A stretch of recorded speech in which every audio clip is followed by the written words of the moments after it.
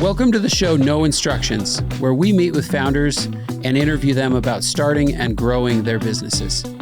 I'm your host, Chad Ingram, three-time founder and CEO at Distro. Distro is a platform to help businesses build teams by breaking down borders around the world.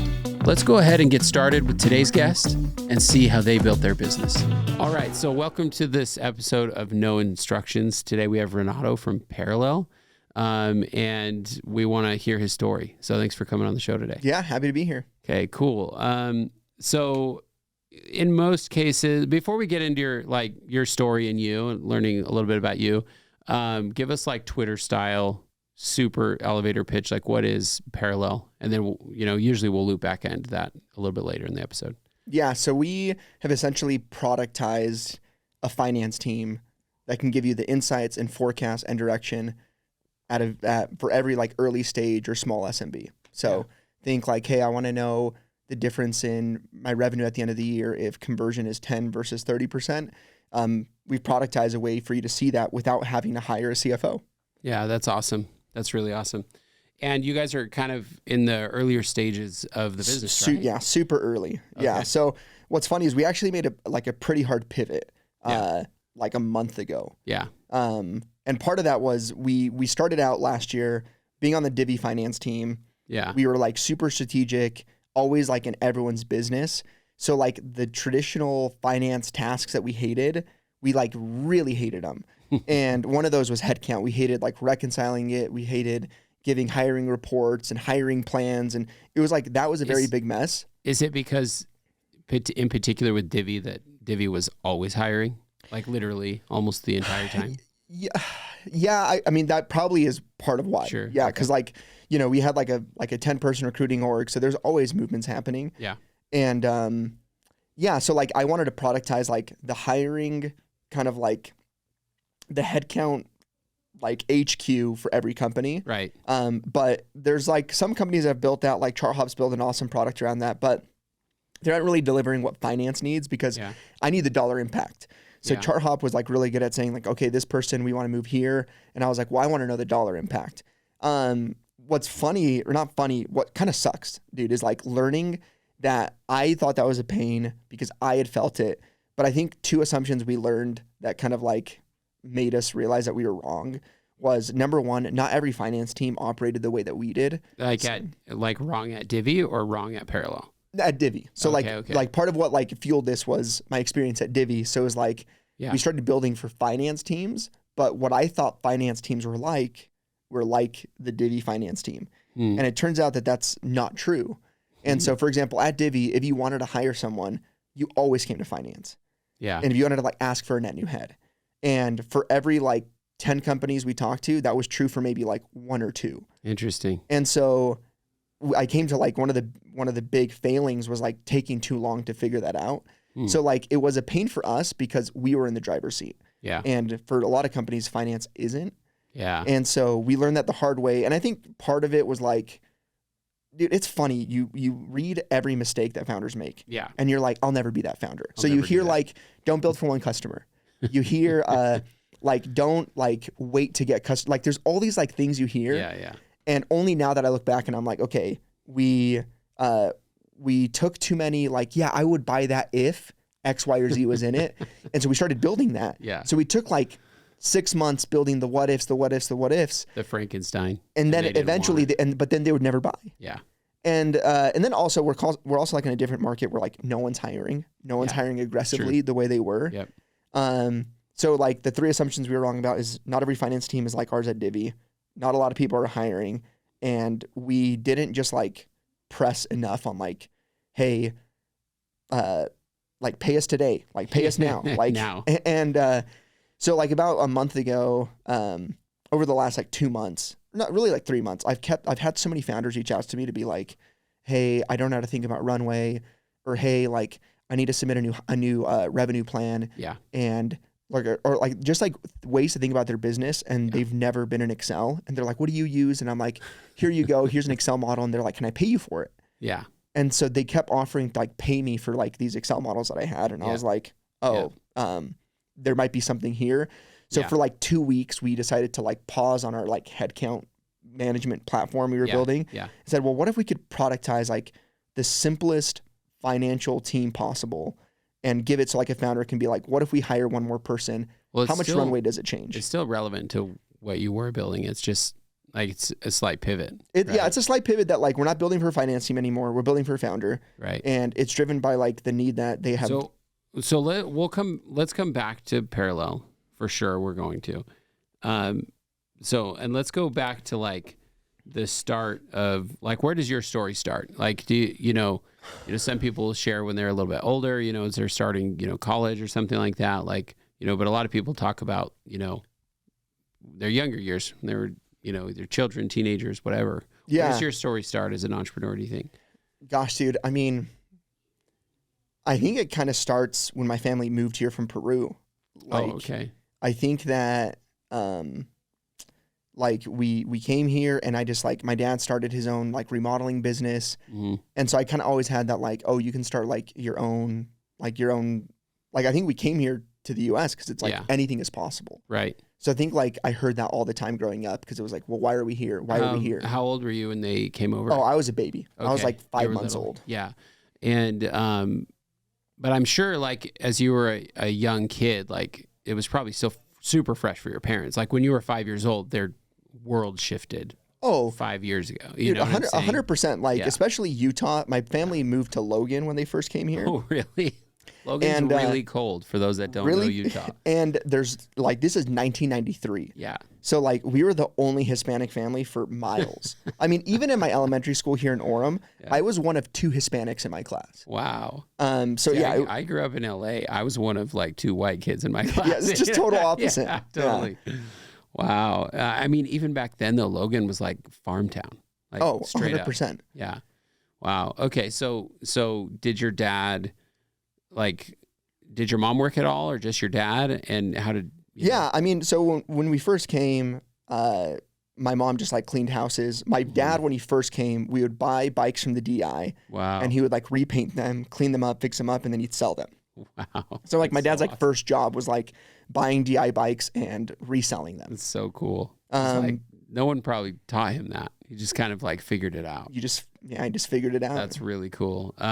So how did they do with English? Do you know? Like how was that for them? It was really like sign language in the sense of like, they're always like kind of saying like, oh, like one of my favorites is my dad was talking about trying to get to the airport and he like get to a gas station and he was just like, like trying to like, hey, like, shh, like, making weird noises. So I think now they figured out, like my mom ended up graduating from UVU. Yeah. My dad with his business, he like has to learn English. When we're there, it's very much Spanish. So your dad, wait, what do you mean when you're there? Like at the house? Yeah. So like on Sunday dinners, when we go over with the family. Spanish first? It's always Spanish. That's awesome. Yeah. We try to speak English because my wife's from here and my wife will be like, hey, it's been like an hour since anyone said any English. Can we like pivot? And I'm like, okay, sounds good. We'll speak in English now. So do you have siblings? Yeah, 2 older brothers. Okay, 2 older brothers. And like, so with your dad, did he just keep building his own business? He was self-employed the whole time or what? Or did he go to work for someone? Yeah. Gosh, I feel like when I think about like my story, dude, I just like can't help but think about my dad because one of my favorite stories about my dad is, so he calls LDS Employment Services. Yeah. And he's like, hey, I'm looking for a job. And they like set him up with someone that like needs some yard work done. Yeah. Right? Yeah. And here in Orem or Provo anyways, if your address has like a word in it, it's typically like a nicer neighborhood. Yeah. So if it's not like 1130 North, but it's like totally. Riverwood Drive, then you're like, okay, like this is a nicer house, right? So my dad gets the address. The morning of, he gets a call and they're saying, hey, the guy called, he doesn't need you anymore. And so my dad's like, oh, okay. So he hangs up and tells my mom and he's like, yeah, like they don't need me today. So like, I guess I'll just wait around. And my mom's like, well, hey, like, why don't you just show up to the guy's house? Just like pretend you didn't get the call. Cause like for all like, and so that's what my dad did. So my dad just drove to the guy's house. Cause my mom was like, hey, he's like in a nicer neighborhood. He's got to have like something you can do. Sure, for sure. And so my dad shows up, knocks on the door. I'm sure the guy was trying to tell him to go home. Yeah. But because my dad didn't speak English, he was just standing there with a blank stare. And so the guy just like handed him a shovel and like took him to the backyard and was like, okay, work here. Yeah. And my dad just never stopped going back. And so, practicing with him English, that guy ended up being like number one, the reason why we were able to get our papers in the US. Wow. And then he also helped my dad like figure out how to start his own business and figure out how to like, you know, just like simple. So he became kind of like a friend or even a mentor. Oh, he really like, I don't know if it's like the right term. We always call him like my white grandfather. Because cool. Like, so to this day, you guys like know this person. Oh, 100%. So he actually passed away, but his wife, my dad visits like multiple times a week. And, you know, growing up, we'd go to their house for like Christmas and kind of like the holidays, but for sure, super close with them. Cool. That is so cool. Like think about the impact that you can have on just like one person. So, you know, you guys see this like as you're a kid, you know, when you get into high school, like, did you do well in school or was school a little bit hard for you? No, yeah. So that's like kind of goes back to like growing up, my parents all the time were just like, we didn't come from Peru for you to bring me B's. You have to bring A's. Like that was their favorite saying. They were just like, we didn't like leave everything. Cause like my favorite excuse was like, well, my friend's parents don't care that like he has a 3.0 and my parents are like, well, we don't care about him. Did they give up everything to come here? Right? Like, and but they're not wrong. Like at any point, they're not wrong, but it's annoying. Yeah, you know? Sure. No. So what's funny enough is, so I actually graduated with my associates in high school, and I graduated a year early. So like in first grade, I kind of got kicked out of my class because my teacher was trying to teach, and I kept interrupting her and being like, no, you're not teaching this the right way.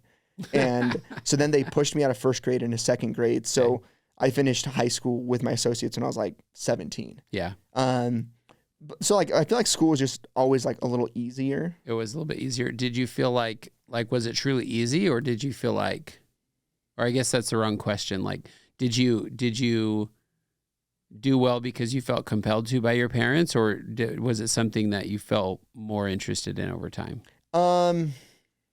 I think it was like two things. I think number one, it was like my parents always like hounding me about it. Yeah. But I think the second thing, like, that family that my dad did work for, I mean, they had like a massive house. He owned multiple businesses. Yeah. And his big thing was he had done a JD MBA. And so I feel like at a young age, he was always like, you guys have to do school. You guys have to do school. Wow. So it was like every few weeks we're going to this like massive house. He has all these businesses, and it's like, oh, like I can have this. Yeah. If I just like focus on school. Did that seem, so that seemed like attainable for you? Like you for connected like, all right, if I can do well, even at a young age in school or whatever we call it, like I can see this life that this guy has built. 100%. That's awesome. And because that guy would always tell us that. He'd always be like, hey, you just have to go to school. And the only thing separating what I have and you have is just years. Yeah. And so it wasn't like, I'm one of a million that did this. It was just like, here, like I will literally tell you what to do. Here it is. Go to school. Wow. So it seemed like at an early age, I like internalized that. So are your parents still up in Logan? And for those that so don't we know, moved it's to north. Orem. Okay. So yeah, you moved to Orem a little bit later. Yeah, Logan's like what, an hour and a half north of Salt Lake or something, or an hour north of Salt Lake or something like that. So looking at this thing, like, it sounds like, you know, you did decent in school. You already got your associate's degree. Like, what was the next step for you? Yeah, so I went on my mission, went on an LDS mission. Where'd you go? I went to Austin. Well, it's San Antonio and Austin combined. But is it a Spanish-speaking mission or Spanish-speaking mission, nice. Yeah. That worked out nice. Yeah, it was convenient. Did you guys ever go back to Peru to visit? The last time I went back was in 2015. My parents actually own a soccer field down there. No way. One that they like I don't know if people are familiar, but in a lot of these Latin American countries, it'll be like a field. Yeah. And you go and it's kind of like you pay $10 and like every player $10 pays $10 for the hour, something like that. Yeah. So they have that. So my dad goes back like multiple times a year. I just haven't gone back because I got married super quick after my mission. Yeah. We have 3 kids. So like the idea of taking, like my wife was already stressful enough, and then taking the 3 kids sounds extra stressful. So we haven't been back in forever. Wow. Yeah. So I used to have a small office with my first startup in Miraflores in Lima. That's where I was born. Yeah, really. Right from there, that area. And I'll never forget it's like walking distance from our office, but the best ceviche I've ever had in my freaking life, dude. Like we ate so much ceviche, like every meal. It was nothing here touches it. Yeah. Nothing. So that's cool. Well, hopefully you get to go back. Where do you go to school after high school? Yeah. So I went to UVU. Okay. This is one of the things that just like, it's funny. I was having like a debate with someone today on LinkedIn about it because someone was saying like the BYU MBA program was like the best bang for your buck. And I commented and I was like, for sure. Like there's no program that you'll get a better ROI than BYU. Yeah. And some guy commented, he's like, well, what about UVU? And I was like, dude, I graduated from UVU. So like I have a soft spot. Yeah. But at the same time, the like network that you get from BYU is so much better. Yeah. But when I got back from my mission, I had 3 years worth of school. So I went to go apply for BYU. They only wanted to take like 1 year worth of my credits. Oh, and really? so I was kind of like faced with like, okay, do I want to sacrifice another 2 years of my life or just like wrap up at UVU? Yeah. And at the time, I didn't think it like really mattered. Now I look back and, you know, BYU was like the sandbox program that I would have loved to like been a part of back then. So I went to UVU, even did like my MBA there. Yeah, UVU is a great school. Like I think the business program has grown quite a bit there too. And I want to like be part of the solution. Like I don't want to dissuade anyone from going there, but like if I had like the same like level playing field, 0 credits, and I had BYU and UVU, I would absolutely just pick BYU because of the network. Yeah. But for me, like anytime a UVU grad reaches out, I'm like, how can I help make an introduction? Because I know the network isn't there. Yeah. So I like to like, you know, they actually had me the other day come and pitch their like Wolverine fund. Oh, cool. And I was like happy to be a part of it. Yeah, that's super awesome. So you studied business from the get-go, or did you study something? You studied finance. Yeah. So finance is a subset of business school, right? I think so. I think they're. It's in the same business building. Exactly. They're integrated. So it's still really relevant. But why finance over something else? Again, so this guy that like took us in, he majored in finance, Okay. and then he did his JD MBA. So I was literally just trying to follow his footsteps. Wow.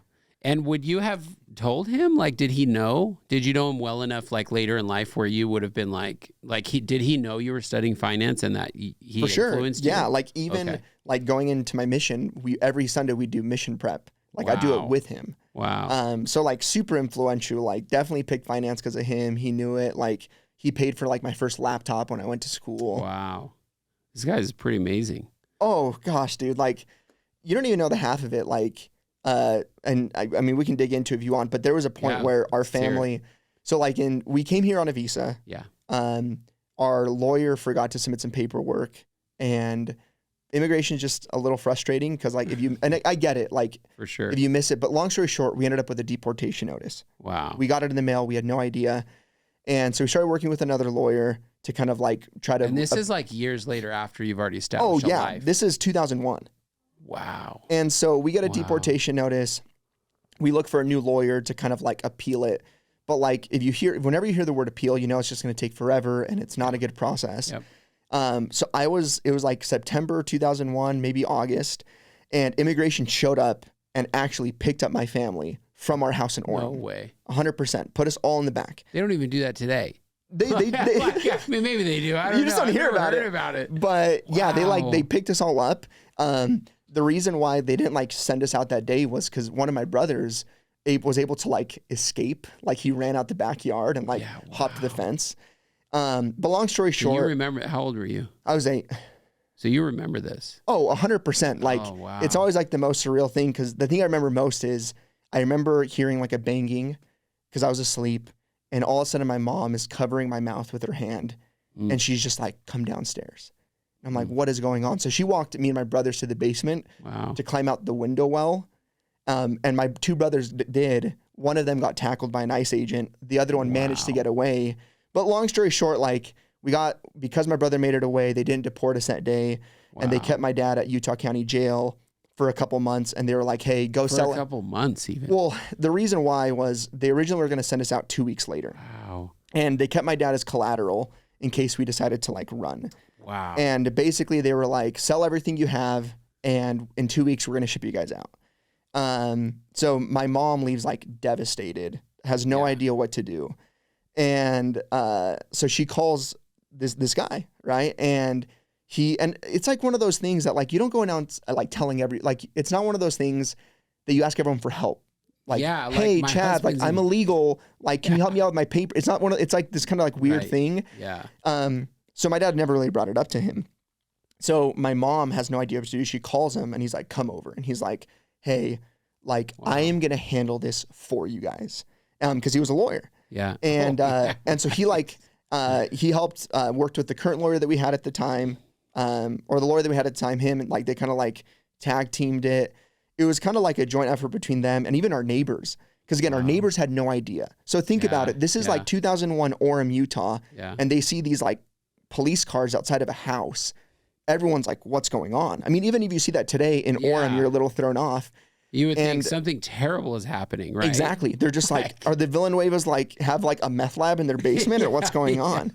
What's funny is my brother going to knock on one of their doors later to be like, hey, you probably just saw my family get picked up. Wow. And so they actually contacted KSL and they actually did like a news piece about my family about like, anyways, long story short, this guy, he just happened to know the right people to get our case reviewed. And they were able to like open it up again. They were able to see that like we just misfiled some things and we were made permanent residents in 2006. But like in 2001, my dad, it took like 2 or 3 months. You had to like restart this process. We had to restart it. Wow. And so it takes years. It takes forever. Yeah. And that's where like, you know, not to get political, but like when people are like, well, why doesn't everyone just do it the right way? And I'm like, guys, like I'm telling you, it's not like, right way sucks. It's not easy. It's not like I can just go and just like fill out it's really complicated. But yeah, that guy's like the reason we're like still here, you know, because he like went to bat for us and he made it happen. And so I wasn't made a citizen until 2014. Wow. But yeah, like he's been like so influential in our lives, from like a goalpost from being like, that's what's possible if you work really hard to, he said, graduate in finance. And I said, I will graduate in finance. He said, go on a mission. And so like, I went on a mission and like, I was just like, whatever he told me to do, I was willing to do it. Yeah. And your dad just showed up at his house one day by your mom saying, hey, just tell them that you didn't get it. Yeah. You know, no, it is. Awesome. It's, I'm like, if there's one theme that I'm always like reminded of is like just that last mile effort. Even like my path to Divvy, I graduated UVU, was struggling to get a job. McKay Dunn offered to have me work like in a project that ended up leading to me getting introduced to Blake. Yep. And that's how I got introduced to Blake, and that's how I begged him to work at Divvy. And so I feel like part of like what I've learned is you just have to be willing to ask. Yeah. And I feel like my dad just showing up at someone's door and not knowing how to speak English is the ultimate like asking for help. And I'm like, if my dad can like drive somewhere and just ask if there's something he can do at that person's house, I can ask someone for a job. I can ask someone for help, you know? And so, yeah, like it's just kind of crazy. Like the small little moments, like if my dad hadn't gone, would we still be here? You know, like maybe not. Yeah. It's crazy. It's crazy, right? Like that's a very, very cool story. Thanks for sharing. And, kind of wild. So where did your brother escape to? Yeah. So he just like hopped the fence. He just like took off down and he just like hid. And then once everyone left, he like went and knocked on our neighbor's house and he's just like, hey, and they're just like, yeah, what's going on? And he's just like, yeah, I don't know exactly what he said. He must have just been like, we're illegal. Yeah. Like, can I come in for some water or something? For reals. It is. That's wild. So yeah, like, so what did your siblings end up doing?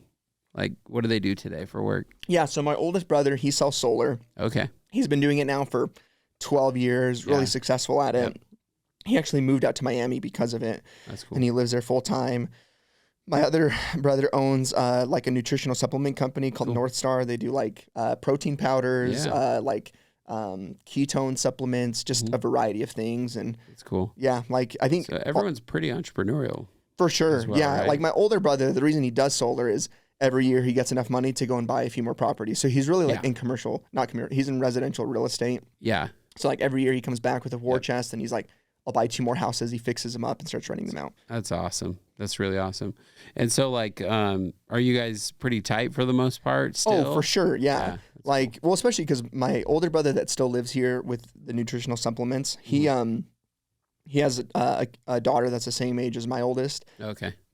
So we see each other every Sunday for family dinner, no matter what. Yeah. But we'll still see each other probably throughout the week. And with my oldest brother, like every once in a while we'll hop on and play Call of Duty together and we'll catch up. And each of them wrote a check into the business too. Like, oh, that's cool. Like, it's funny. The 3 of us have always viewed each other as like bets. Like my bet is like, hey, like we've always been like, okay, Renato, we're betting on you to sell your company for $1 billion.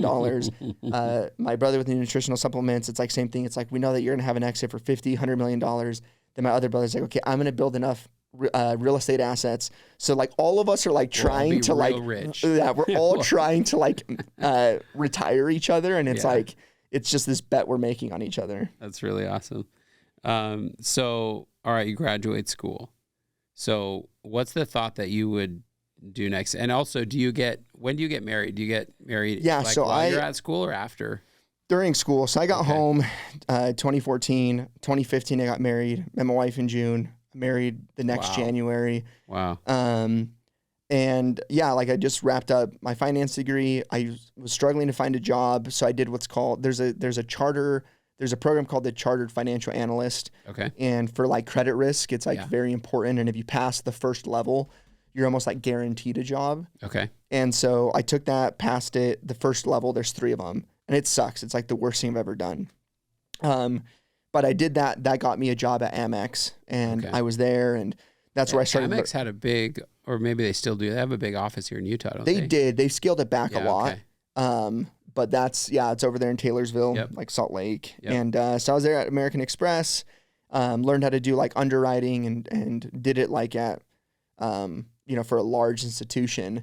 And that's when I started like talking to Blake and really just begging Blake for any chance to work at Divvy. Well, but while you're there though at Amex, like, are you happy doing that? Are you happy working in that like field or like what you're doing? Like, how did that feel while you were there? Yeah, gosh, I mean, look, the pros of working for a big company are huge. Like they had a doctor on site that like you could just go and like get checked whenever you wanted. Like, oh, I have a cough. Can I get looked at? You could just register that day, even write your prescriptions. They had like a subsidized cafeteria. I like gained 60 pounds when I was there because of how much I was eating. But it was like benefits friendly, pay was great, but it just felt like if I showed up, it didn't matter. Yeah. So it kind of felt, I think it was kind of demoralizing when I was told, my promotion would be 2 to 4 years. Yeah. And one of the guys had just gotten promoted and his pay bump was like 5%. Yeah. And so in my mind, I'm like, okay, I'm making $70K a year right now. Yeah. If in 2 years, if I get promoted, I'll make $74K a year. And then 2 years after, and so I was like just doing the math and I'm like, okay, even if I get promoted on track every 2 years, I'm like, this is not going to get me to where I want to be. No. So like, and you hear about all these people in Lehigh making these huge salaries. You're like, what the hell? Well, while I was at school, I think I left out was I was an SDR at Qualtrics for 2 years. So while I was in school, I was an SDR at Qualtrics. So like I joined Qualtrics, like 400 employees. Yeah. So I got some of that like startup feel where like every demo set mattered. Every opportunity that like came up mattered. And also the culture might have been different, right? Like for sure, like a startup versus that at the time was in high growth mode at Qualtrics versus like an Amex, very established, very corporate. Yeah. Though it had maybe a decent culture for what it is, very different, I bet, right? Yeah. Like Qualtrics, gosh, dude. I mean, I remember I was a teacher at the MTC before then. And so like, it was a big pay change, which was great. Yeah. The culture was like awesome. It was just so exciting. I mean, at the time, Qualtrics was like the only really fast growing startup at the time. I mean, this is 2014, backed by like Sequoia and everything. And so like recently backed by Sequoia Insight and all those guys. Yeah. Yeah. And so like when I was there at Qualtrics, I mean, gosh, dude, it was so fun. Like the idea of swag. I mean, it's funny. Everyone goes to their phase where they go to like their first startup and they're just so excited to get a shirt. Free t-shirts. I was that guy. I wore a Qualtrics shirt everywhere I went, a Qualtrics hat everywhere I went. And yeah, it was like awesome, but I like didn't like quota. Like I hated this, that like on April 30th, you're a god. And on May 1st, they're like, get back on the phone. I hated it. And, but what's funny is that like, the thing I've learned, like the hard switch from sales to finance is everyone has like a quota. Right. Like everyone has a deadline. Everyone has something hanging over their head that they have to handle. Yeah. And so finance was like no different. Right. So yeah, that's why like, so then when I got like that taste of like the shirts and the celebrations, like, the first Christmas party, like Brian McKnight came and sang to us because there wasn't a lot of people at Qualtrics yet. And it was like super cool, like the summer parties. And then I went to Amex and like the benefits were like insane, but you felt like one in a million. There's no purpose. Yes. Like it just felt like I was show up, do what I do, and just leave. And like, frankly, like I would even try to game it sometimes, like, oh, today I'm going to like not really do a lot and see if like anyone cares. And it just felt like it didn't matter what I did. Like if it didn't matter if I did 10x the work that someone else was doing. They were just like, you're here for 2 to 4 years. Doesn't matter. So how long were you there? So I was there for about a year. Okay. So while you're there, you meet somebody who is kicking things off at Divvy. Yeah. Is that right? Mm-hmm. Who'd you meet? So I got connected to Blake and Alex. Directly with them? Yeah. Okay. So they, I was getting involved in like a diligence. They must have just been starting then. Yes. Okay. Yes. This was like 2017 around there. And I mean, we were at the time they had like a handful of customers and like, but I just, my old company at the time, we were an early customer. Like I want to say like sub 50, like for sure. They literally walked us in our credit cards, like handed them to us. Yeah. Like that's we were in the same plaza. How ghetto it was. Yeah, that's right. We were. So you were at that building then? Yes. Yeah. Okay. I mean, I guess Divvy was there for a while in that. Oh, in that area, for sure. For sure. But yeah, I literally remember the day because then they were like, oh, here's your card. And then they're like, where's Chad? And they handed me mine with my name on it. And I thought it was the funniest thing that they a person like walked came into my down office. and was like, which one's Chad? I'll never forget. He literally had a stack of cards with a Band-Aid around him and he pulled mine out. Anyway, it was funny. But that was a long time ago. So about how big was the team when you joined them? Like 40 or 50. Okay. And why did you want to join them? Like what happened there? I mean, I think 2 things. I think number one, I was at Qualtrics when like grow.com started growing and like Lucid and Entrada. And I just remember like when I joined Qualtrics at 400 employees, I did matter, but like not like they had product market fit. Mm-hmm. So they could find someone to fill my shoes. So I knew I wanted to join someone like early. And my wife ended up working at Banyan and Grow. Funny enough. Interesting. Yeah, and I know Rob Nelson well, and yep. So I'm a race car driver and off road, and I have a navigator. My navigator this past weekend I raced was Ryan Voorhees. No way. Who was the COO at. And he's still there at Epicor. Yeah, at Epicor. That's right. What's funny? That's Close another friend of mine. That's another story. Like my wife was a dental assistant, and one of my buddies had his partner at the time work at Banyan and customer success. Mm-hmm. And I remember I told my wife is not an extrovert. She's very introverted. Yeah. That's definitely changed since being married to me. Because I'm very social. Like we'll go on different date nights with different people all the time. So she's like had to learn to like, but what's funny about it, so like they had a role for customer success and I'm like, hey, my buddy's wife said that they could definitely hire you. Yeah. And I'm like, worst case scenario, you hate it, you can go back to being a dental assistant. Like best case scenario, you love it and it is like twice the pay. Mm. And so she was like, great. So she applied, she got it. She went to Banyan. She leveraged that to go to grow.com. Yep. Even though Grow was saying they're like a full code, no stack BI tool, their CS team all learned SQL to build things when they weren't working. The implementation was pretty insane, if I remember right. Yes. And so my wife was a part of that. So she had to learn SQL. Wow. And that's what she actually worked at Divvy with me for 5 years. Really? She joined right after me. So she came into Divvy from Grow. Yes. Wow. That's cool. And part of it was I think they were using Grow at the time, and so like, oh well, we need someone to like use help us with our SQL and our dashboards, and so they hired her. Wow. And my wife's still there. Like now she's like gone from like data analyst to BI engineer, senior BI engineer, data warehouse. Now she's a senior data warehouse engineer. For Bill. And she's like the only data warehouse as an engineer. Yeah. Yeah. Isn't that crazy? Like it's wild. She started out as, working on teeth and now she's an engineer, data 100%. Yeah. That's cool. And she manages all the data for like the Divvy entity because she's the one that knows it the best. Yeah. Like she's been there the longest. That's really cool.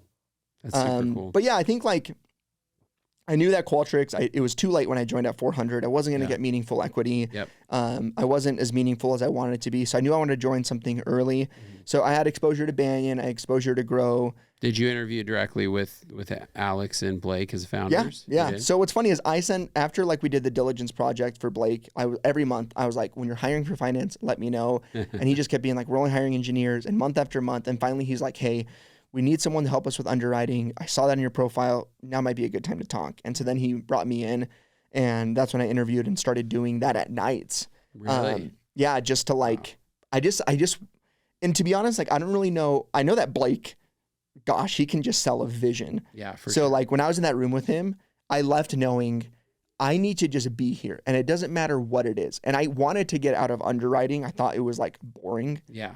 But I was like, I just need to be here. I just want to be around Blake. Yeah. So wait, so the way you made that work though, is that you were like, hey, I'm going to work after hours basically. Yeah. Yeah.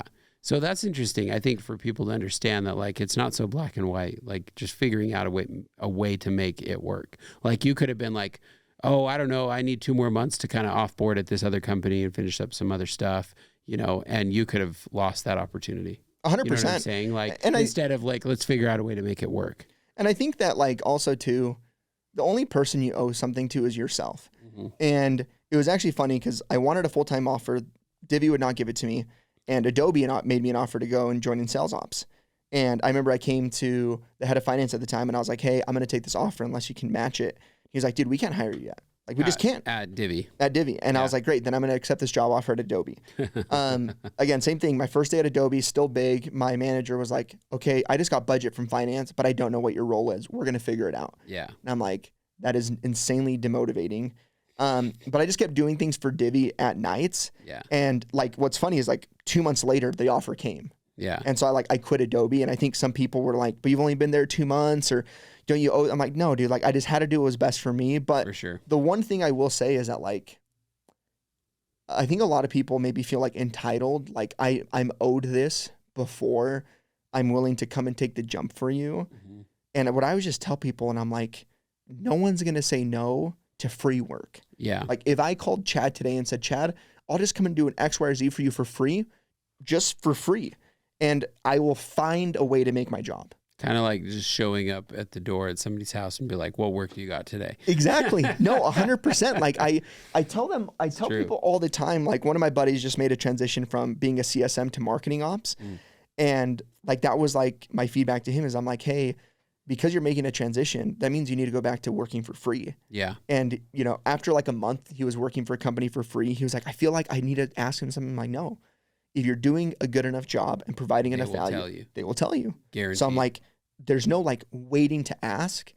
What have you not figured out? Mm-hmm. You know? And so yeah, I kept doing it at nights, and then the offer came and I was able to join full time, and I said yes to that as quick as I could. So that's awesome. So you're at Divvy for what, 3 years until Divvy gets acquired? Yeah, from 2018, like literally from like June 21. 2018 to June of 2021. Yeah. So, and do you go in the transition? Do you go work for Bill? Yeah. So I was there for 5 years in total. So I was there until March of last year. Wow. Okay. So let's talk about that. Let's get to the story of how Parallel happened. So you're working at Bill. Does it feel a little bit more boring than it was when it was Divvy? Or did you guys still have enough of that fire kind of carry over for a bit? Yeah, I mean, to be fully transparent, no. Like, it was just, we just had a different perspective on things. Yeah. We were very, like, outcome-oriented. We were very, like, you know, I wanted to be on Tyler Hoag's every meeting. Yeah. Because I was assigned a product, and I just like, and like, if I'm going to help budget for you, I need to understand like what you're working on and why it matters. And got it. And that's just not how it was at like Bill. It was just a lot more slower, a lot more committees, a lot more meetings, a lot more organizations versus at Divvy. It was like experiment, like, let's just go run this. Let's try it. Let's see what happens. And we'll like quickly learn which one makes sense versus at Bill. I mean, it took like 2 years to decide how the products were going to integrate. Versus I feel like if Divvy would have been in the driver's seat, in month 1, you would have seen a version of it. Yep. It's unfortunate it's that way, but it's like the bigger this thing gets, right? It just by nature starts to move slower. Yeah, and it's not a bad thing. Like, everyone was like so mad about it. Really? And it's just like, guys, like, because even now I'll get calls like, hey, I got this job offer. And I'm like, okay, does it seem better just because it's a startup again? Or like, does the CEO just excite the hell out of you? Mm-hmm. Does the product just make sense? Mm-hmm. Like, is it headed in the right direction? Or are you just like sick of Bill? You're just dying to leave because Bill. If you're sick of Bill, I can tell you, like, I've worked at Amex. Amex is the same as Bill. And it's not a bad thing. It's just like a larger organization. And you also have like a duty to like your shareholders at a scale that you're just like not before. It's like a little bit different where like if you miss when you're a private company, it's not like a public company where your valuation will get like chopped in half. Yeah, totally. So you want to be a little bit more careful or surgical. But I always tell people like it's not a bad thing. They just are different. Bigger. And now they have to think about more things as they go to do experiments. And absolutely. So while you're there, like when does the idea, I mean, you talked a little bit about it when we started, but like this idea comes to you while you're at Bill, right? Yeah. Well, but really like Divvy. So it's like 2019, we have this ugly hiring tracker that looked like a rainbow. It had a color for different things. Like blue on a row means like offer accepted, green means, or offer extended, green means offer accepted, and red means that we've decided not to hire hire for this role anymore. And so we just like, hiring was just a mess. And there was actually a local company built, they like had kind of like a headcount tool that they like talked to us about. Yeah. And it was like awesome, but it was very useful. It would have been insanely useful for our HR team. And I think any HR team out there should totally think about using them. Yeah. But from a financial perspective, it just didn't give me the numbers. Like I needed to know like, hey, because we're pushing this rollout, how did burn shift? And because we shifted this rollout, is revenue going to be different? Is demos held going to change? And for me, that's like what was the headache, is that we just had all these pivot tables. Like, okay, we push this head out, pivot the data again, dump it into our go-to-market model, and then copy and like it was just a mess. Yeah. And so I was like, if I could build a way to tie the outputs of my financial forecast to movements in revenue to where like think like you drag a rollout 8 months, you can see the impact on revenue. Mm-hmm. I'm like, that would have saved me hours worth of work every day. Right. And then I could share that with leaders instead of the way we were doing it was like copying and pasting sheets. So that's like where the idea came from, was just like a hell I had to deal with all the time. But did you think about when did you think you might try and productize that? Like, I know it was a problem back then, but at what point were you like, maybe there's a solution for this? Probably like after we acquired Invoice2Go, I think a couple things. So I was actually laid off for like 5.5 months during COVID. Okay. So when I went to 2 different companies, right. I went to HireVue and Collective Health. Mm-hmm. And during both of those stints, I was like, I wonder how, like, they've had to have figured out this headcount problem. Mm-hmm. Like I always like chalked it up to like, we're a startup, we don't know how to do it. So when I went to HireVue, same problem. I went to Collective Health, same problem. So I went back to Divvy, and then we got bought by Bill.com. I was like, surely Bill has figured this out, because they're like a public entity. They hadn't. Right. Then we acquired Invoice2Go, same thing. And then we bought Finmark, same issues. So then I was like, gosh, man, I have all these hiring meetings. And at that point, I'm like, there's got to be a way to fix this. Like, there's got to be a way so that like my headcount table and my forecast is just fed from the HR system. Yeah. And that changes are tracked. So like really like in March, or like not March, like February, January, I was just like, okay, like, is anyone doing this? And it seemed like everyone was doing it for HR, but no one was doing it for finance. Mm. And so that's when I was like, okay, like there's got to be something here. At that point, I just started cold calling some local companies. I talked to like Entrada, I talked to the Jazz, I talked to just a variety of companies, and was just like, hey, I've made this product. It fixes everything with headcount. Would you buy it? And they're just like, for sure. Yeah. Like, okay, crap, it does not exist, but it will exist. And so at that point, I got like enough yeses. I got like 7 yeses. Yeah, but like, where did you go from this idea of like, I'm going to work for other companies to, I think I want to go try this on my own?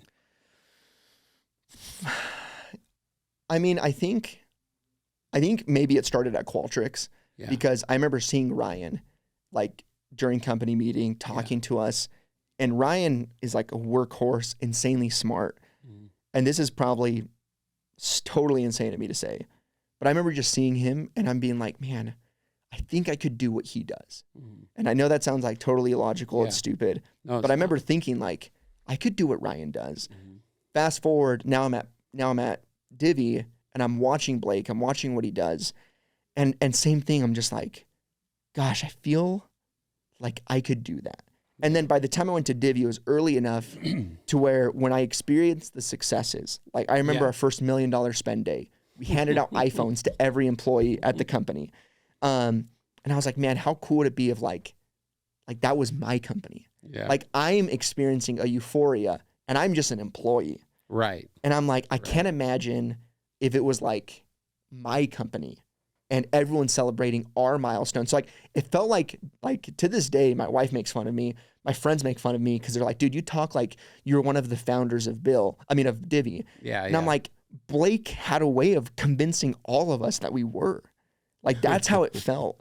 And so it's like I felt like I was a founder with like this much, like the worst co-founder equity in history. But I felt like that. I felt like a co-founder. And so now it was just like the natural evolution was like, if I loved Qualtrics at 400 employees when I joined it, and if I loved Divvy when I was at 30 employees, I feel like I have what it takes to do it with no employees. Like if it's just me, if I start it. So I think like couple that with like our white grandpa telling us like, you can do whatever you want. I own all these businesses. I started them from scratch, to seeing Ryan, seeing Blake, to kind of like just believing I could do it. What did your wife say when you told her?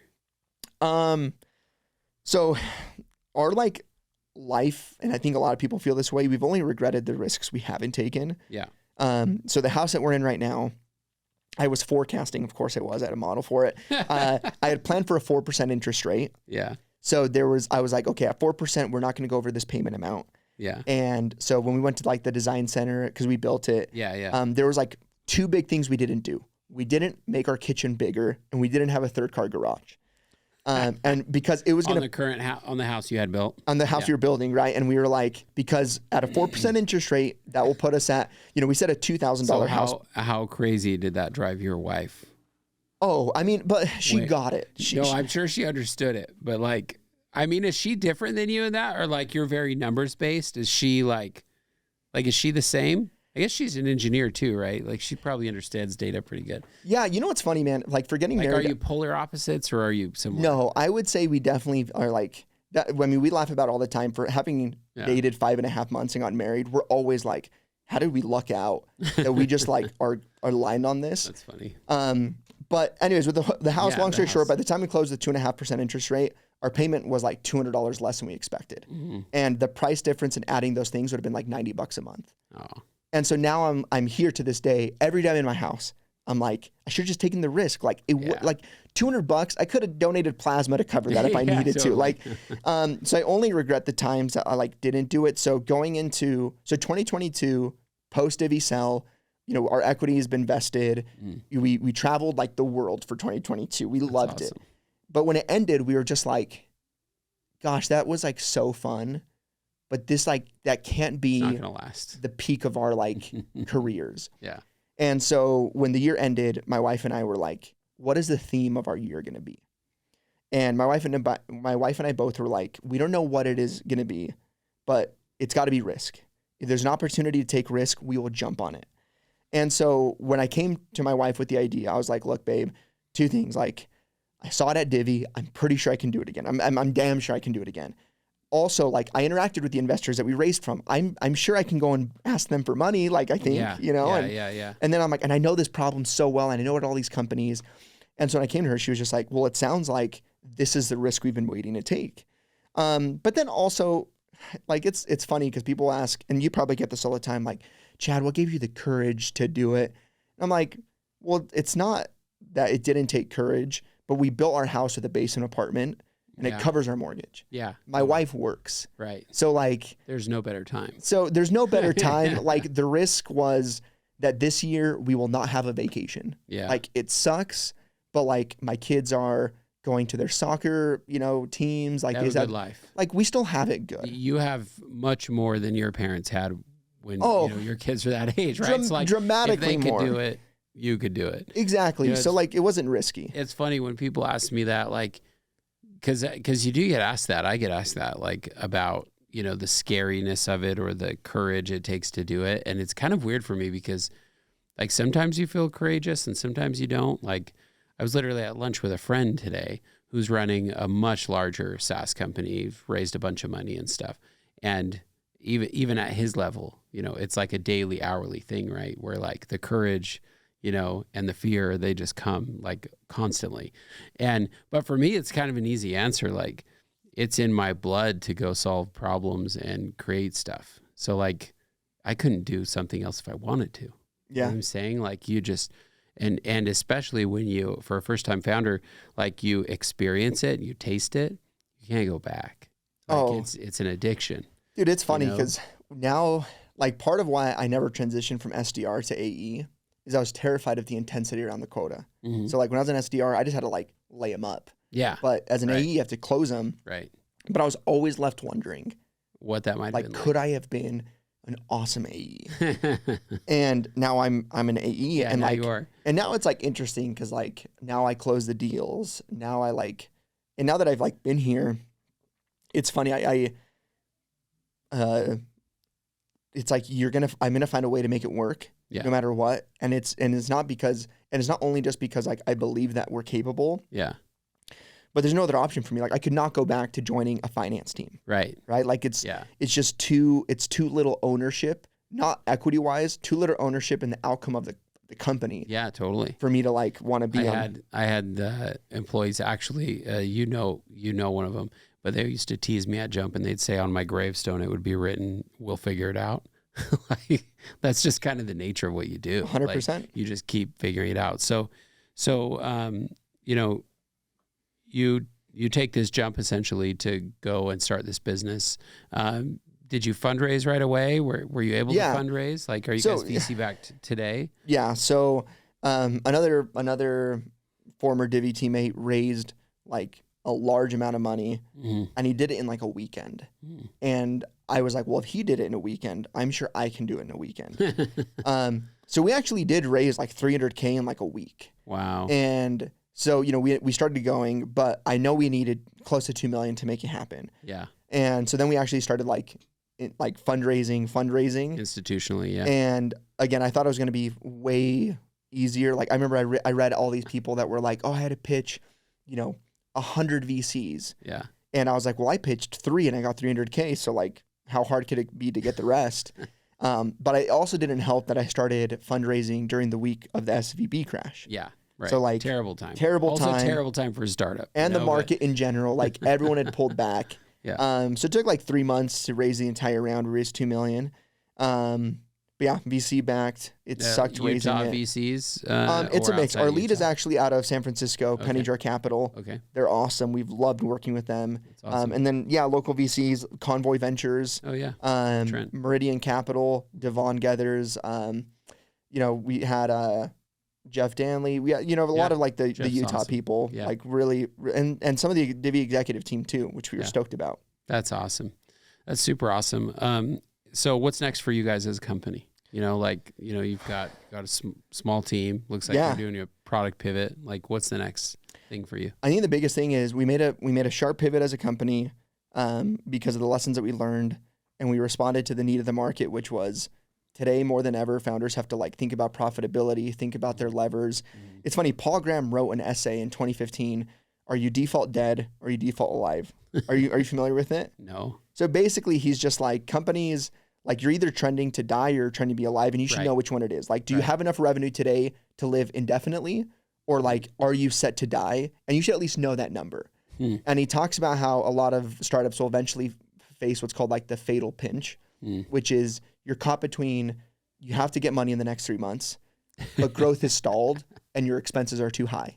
Yeah. And he's like, if you face that, like that's the worst scenario you could be caught in. Been there. But because VC funding has like dried up, like so many people are feeling it. Yep. And I don't want to say VC funding. I mean, deals are still happening, but it's significantly not less. Significantly less. I think we're at like the early stage fundraising is still, I don't even want to call it decent, but it's there. But like the later stage fundraising, it's like your growth rounds, your Series B, C's and above. Yes, they're not being announced. But like your pre-seed bridge, seed bridge. But we responded to a need that founders were like, I just need to know whether I'm default dead or alive and ways to fix it. Yeah. And we're like, oh, like we actually can build that for you in a very simple way. Yep. So now like the thing is we made a pivot and we're like, what did we do wrong? Some of the things we did wrong is we were like hesitant to put users in our product because of how bad it was. And it's kind of like counterintuitive or like weird to think about, but now our mantra is like, get the shittiest thing in front of them possible. Yep, totally. And it's been so helpful because the things we would have thought to build are not the things they're telling us to build. Totally. And it's completely on assumption before then. Yes. You know, the first version of distro we coded in about 3 months, and we don't use any of it today. Yeah. And still to this day, right? Like I was actually on a sales call with somebody else, like doing a demo with them, that they were trying to sell me something as the CEO of distro.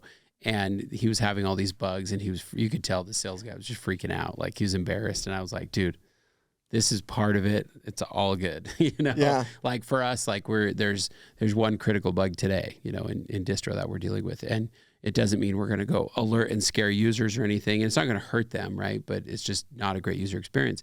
But the trade-off of not getting them in the platform and not getting the user feedback that like, you need, it's just not worth it. Like you have to get them in there. Well, you're either giving them value or you're not. Mm-hmm. And it's interesting to learn because it's almost like the shittier the product, it's like if they're willing to go through more pain to get the value, then you're like, I have something. You have a good customer. You know what I mean? Yeah. And so like, we're still like, that's one of the issues with our first product is we just spent too much time like not letting them in it. And today we're very much like in it. There's ways that we could make the same mistake from a different perspective, but right now it's, we have a handful of customers. We got, double digits ARR. Things are going really good. Like our revenue, like 7x'd like in the last 3 weeks since the pivot. And what's funny is like the product's in the worst shape it's ever been, but we've had more customers than ever, more revenue than ever, to the point where we've had to kind of like put a pause because we're like, the product cannot handle anyone else. It still needs help. But it's like funny because like you read all these books about it and it's like, gosh, like I was reading those books while I was making those mistakes. How did I not catch that I was making those mistakes? It happens to everybody. I remember my CFO at Jump. He was, his name's Hal, really experienced guy. He was kind of like the adult in the room in our team. Like he had a lot of experience and he was great. And we were expecting to sign like our closing documents on our Series A, and like we were going to close in like 2 days or so, and we were going to get the wire. And we had kind of been like, I helped fund us. My other partner helped fund us. We used some debt. Like we were mostly bootstrapped up to this point, right? So we were pretty non-traditional of like a pre-seed, seed sort of round. And anyway, I remember him sitting me down and being like, listen, I'm just going to say this and hopefully I don't have to say it again, but everyone spends more than they say they will spend. You will burn more than you think you're going to burn. He says it always happens. And I was like, no chance. Like, there's no way I'm going to let that happen. Our first burn mark was like $50K a month and $100K a month. 2 years later, we're at like $450 a month, right? Like, it's just unreal, And so, looking back, I remember looking back on that. I'm like, how did I let that happen? Like, I knew, but you kind of get caught up in like, the energy and the excitement and the risk taking, right?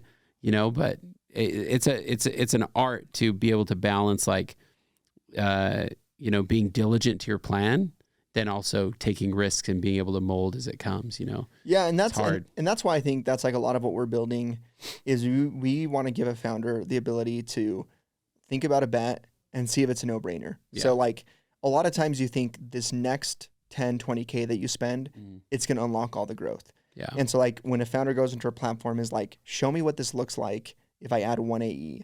And they see that it decreases burn from 25 to 19 months. But because of ramp and everything, revenue exiting 2024 is like not that much better. He's also like, okay, like this isn't actually a no-brainer decision to make. So what's another lever that we could spend? Maybe where we need to spend more money is just on marketing.